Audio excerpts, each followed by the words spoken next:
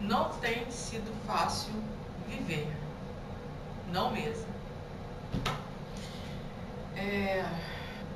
Ei pessoal, tudo bom? Eu sou Sol Gomes e esse é o canal Anti-Sol de Mal Acompanhado. Bom, eu tô lendo aqui o livro Gente Cansada de Igreja, do pastor Israel Belo de Azevedo.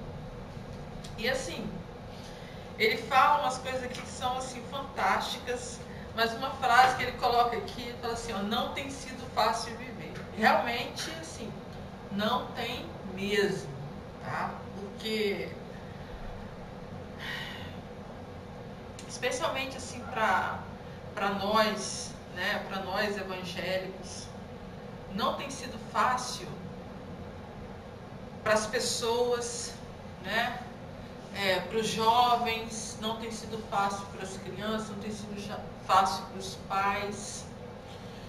Então, assim, eu tenho refletido muito sobre o papel da igreja na nossa sociedade. E, assim, uma pergunta que eu lanço é: se a igreja que você frequenta, tá, seja ela qual for, né, qualquer denominação, de qualquer religião, se a igreja que você frequenta, se ela saísse, se ela fosse fechada no seu bairro, faria alguma diferença? As pessoas notariam, sentiriam falta? Sentiriam? Então, assim, eu tenho estado assim um pouco reflexiva, porque temos vivido tempos de muita intolerância. Muita intolerância. E assim, para tudo. Hoje eu estava lendo, até compartilhei no meu Face, lendo uma condenação que a Record, né, a TV Record, né, sofreu para apresentar um programa lá, um programa religioso lá, falando mal de religiões de matriz africana. E assim, eu realmente fico pensando o que leva, tá, uma denominação, uma religião a chincalhar, a falar mal, ridicularizar, endemonizar, tá? Falar que é coisa do demônio, determinadas religiões. Por quê? Então, assim, eu tenho buscado assim refletir que dentro das nossas igrejas nós precisamos falar sobre isso. Nós falamos do amor de Deus, lógico, né? Porque é o que nos move. Mas assim, parece que estamos alheios às coisas, né? Parece que estamos simplesmente assim, alheios. Falamos do amor de Deus, mas não amamos o próximo. E o próximo é o próximo mesmo. Inclusive aquele que, né, nos causa estranheza, assim, né? E eu fico pensando, eu não sei, talvez eu esteja louca. Mas assim, eu fico pensando, sabe, nas situações em que nós somos, sabe, nós somos omissos, sabe? Eu fico pensando nessas situações, fico pensando assim, na minha omissão, face a várias situações que eu vejo, que eu já presenciei, mesmo que eu fale, porque eu sempre acho que a omissão é um dos piores pecados que a gente possa cometer com o outro. Então eu já me envolvi em muitas situações assim, né, de conflito por não ser omissa, né? Mas eu busco refletir que fala-se tanto em amor, mas não se ama. Então, por exemplo, como nesse caso da religião, quando eu falo de candomblé, Umbanda. Gente, você não conhece? Leia a respeito. Vá pesquisar. Não conhece? Pergunte. Uma coisa que eu penso é que o outro, se você perguntar com respeito, com consideração, com amor, gente, ele vai ter o maior prazer em te responder. E isso, em te explicar, isso não significa que você tenha que a partir daí, não, agora eu vou fazer isso, né? Isso é tolerância. É você aprender com o outro, é você saber qual o caminho que a pessoa fez, o caminho que a pessoa percorreu para chegar ali onde ele está, tá? Então, aí eu até lembrei que quando eu comecei a trabalhar com muçulmanos, né, com meu chefe direto, já falei isso, deve ter uns 2 vídeos que eu já falei sobre isso. No meu aniversário, né, em março, eu lembro que nesse ano que eu comecei a trabalhar, eu pedi a ele um Alcorão de presente.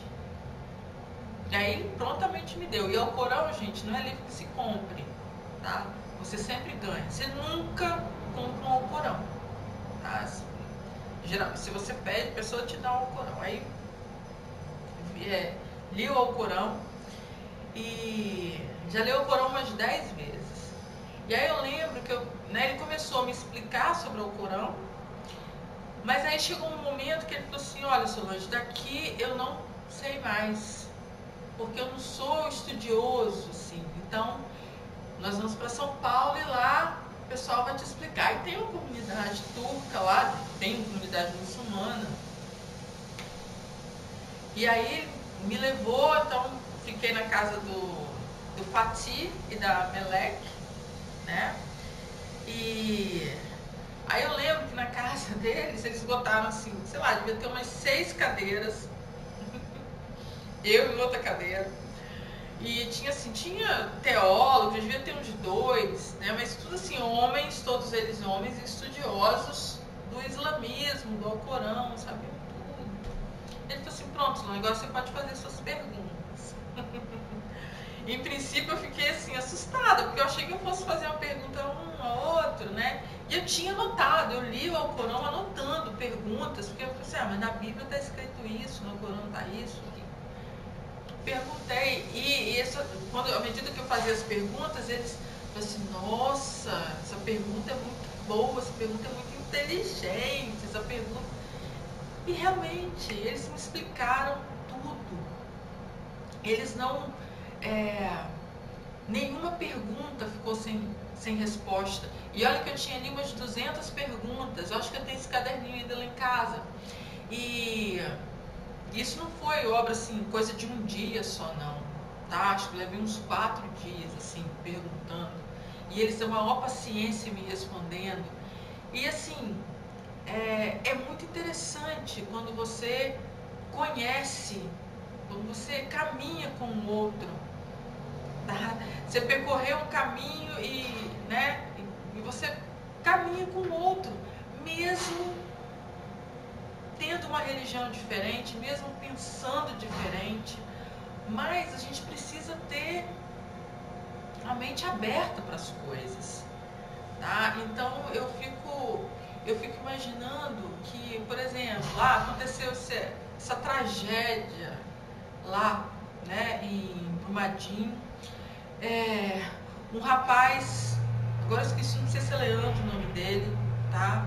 Mas o rapaz foi confundido com o cara que matou o filho de uma comerciante. Eu nem quero imaginar como seja perder um filho dessa forma trágica. Mas o cara, ele foi apontado como sendo o cara que fez isso, o assassino, foi pra cadeia e assim, voltou falando em perdão, falando que ele não guardava mágoa e tal, não ouviu nenhum pedido de desculpas, mas você vê que o pai correu atrás para inocentar o filho. E assim, gente, sabe, são tantas outras coisas que às vezes, né, a gente vai vendo. E isso acontece todos os dias. Gente, a quantidade de mulheres que têm sido mortas, tá? A quantidade de mulheres. E aí teve um caso agora de uma moça que morreu numa visita íntima, né? É uma moça que falava no Face, meu marido tá preso sim e tal, não sei o quê. E muita gente falou assim, aí, tá vendo? Ó o fim que teve. Olha lá. E eu, sabe, sem compaixão nenhuma. Nenhuma, porque no meu ponto de vista ela estava falando que ela não tinha vergonha daquela situação. Ela amava o cara, né? Não tinha vergonha, né? De assumir. Aí eu lembrei da situação de Paulo, quando Paulo foi preso, isso em 2 Timóteo fala isso. O Paulo ele cita o Onesíforo, que Onesíforo foi, né, buscou visitá-lo na prisão. O Onesíforo não tinha vergonha da prisão dele. Então o Onesíforo foi um cara que, acho que ele foi citado 2 vezes. Então assim, eu fico pensando na questão assim do amor, do perdão, do conhecimento, sabe? E realmente nessa sociedade não tem, nesse mundo hoje nosso, não tem, sabe, não tem sido fácil viver, porque a toda hora somos confrontados, gente, e perecemos por falta de conhecimento, por falta de compaixão. Falamos de um amor que não praticamos, infelizmente não praticamos. Falamos de um perdão que nós não praticamos. E eu só tenho assim, analisado muito. E uma outra coisa assim, que eu quero citar é que, por exemplo, até falei na EBD agora, de domingo, que uma das cenas mais lindas que eu penso assim, né, da Bíblia, no Velho Testamento, em Gênesis, que é quando Jacó vai ao encontro de Esaú, né? Jacó e a mãe dele tinham enganado, né, o pai deles, e Esaú tinha perdido a bênção, né? E Esaú ficou furioso, ele queria matar Jacó assim que o pai dele, né, falecesse. E aí Jacó foge, tal, passa uns perrengues, né? E aí Deus manda ele voltar para a terra dele, e ele já fica preocupado, como que eu vou enfrentar meu irmão gêmeo, como que eu vou enfrentar o cara? E aí ele arma assim, né, faz algumas situações e tal, separa bois, bezerros, tudo para dar de presente pro irmão, né, ele, sei lá, ele apaziguar a raiva dele, eliminar a raiva. E aí, uma das cenas mais lindas que eu penso é Jacó indo ao encontro, né? Lá no deserto, indo ao encontro de Esaú, e Jacó, como é o culpado, ele vai ajoelhando, sabe, 7 vezes até chegar no irmão, e eles assim se abraçam e tal, choram, né? Claro que deve ter rolado ali um pedido de perdão, né? E Jacó insiste para Esaú aceitar as coisas e tal, e Esaú fala que não, né? E uma coisa linda que Jacó fala, ele fala assim, não, meu irmão, tipo, você já tem, né? Já tenho muito, porque quando eu vi o seu rosto, é como se eu tivesse visto o rosto de Deus. E eu sempre me emociono, assim, quando eu lembro disso, porque a gente pensa que tipo de rosto a gente tem mostrado para as pessoas. E muitas vezes não é rosto de amor, né? Não é rosto de compaixão, não é de carinho, mas sim um rosto de desprezo, né? Não é comigo, isso não tem nada a ver, ou então falando assim, né? Pensando baixinho, e às vezes dentro da própria igreja, tá? Dentro das nossas igrejas, que algo não dá certo, assim, tá vendo? A pessoa comemora assim por dentro, porque não deu certo, mas não se envolveu para que desse, tá? Porque prefere ficar de fora. E nós precisamos repensar esse evangelho, né? Que muitas vezes causa mais repulsa do que atrai as pessoas. Mas eu estou falando pelo amor, não estou falando de você atrair para a pessoa se tornar evangélica, não, de jeito nenhum. Eu estou falando isso que ver o rosto de Deus no outro é atrair pelo amor, né?